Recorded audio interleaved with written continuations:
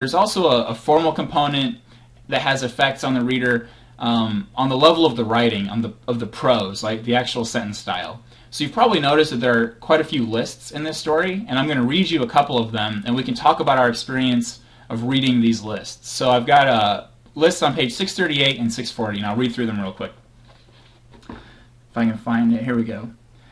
So, among the necessities or near necessities were P38 can openers, pocket knives, heat tabs, wristwatches, dog tags, mosquito repellent, chewing gum, candy, cigarettes, salt tablets, packets of Kool-Aid, lighters, matches, sewing kits, military payment certificates, sea rations, and 2 or 3 canteens of water.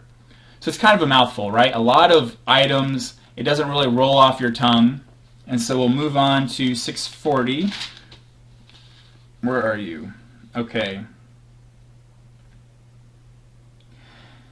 At various times, in various situations, they carried M14s and CAR-15s, and Swedish Ks and grease guns, and captured AK-47s, and Chi-Coms, and RPGs, and Simonov carbines, and black market Uzis, and 38 caliber Smith & Wesson handguns, and 66mm LAWs, and shotguns, and silencers, and blackjacks, and bayonets, and C4 plastic explosives.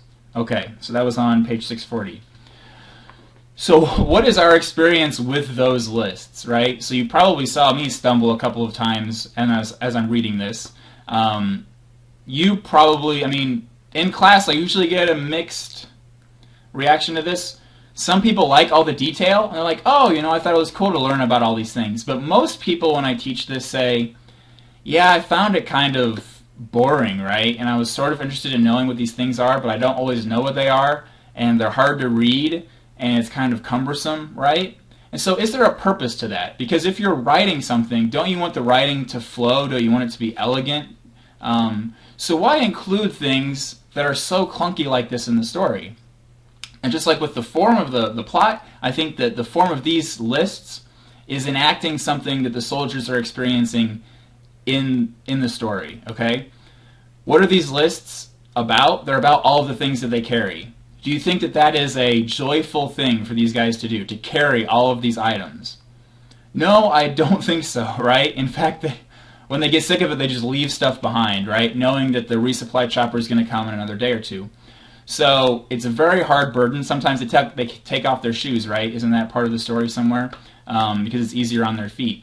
So they carry this burden of carrying things. And I think that these tough lists are supposed to mimic the difficulty that these guys have in carrying the things through the war, right? So we're supposed to experience these sort of difficult, boring passages of the story in order to replicate or mimic or enact the boring, difficult marches that these guys have to go through while they carry all of these things, right?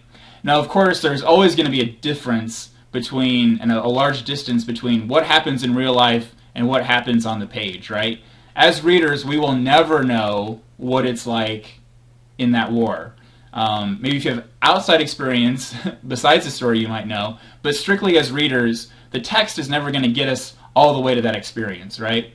But it can try to get us a little bit closer. And so I think by including these lists and making us really work through some of this prose, it gets us a little bit closer to understanding what that experience is like, right?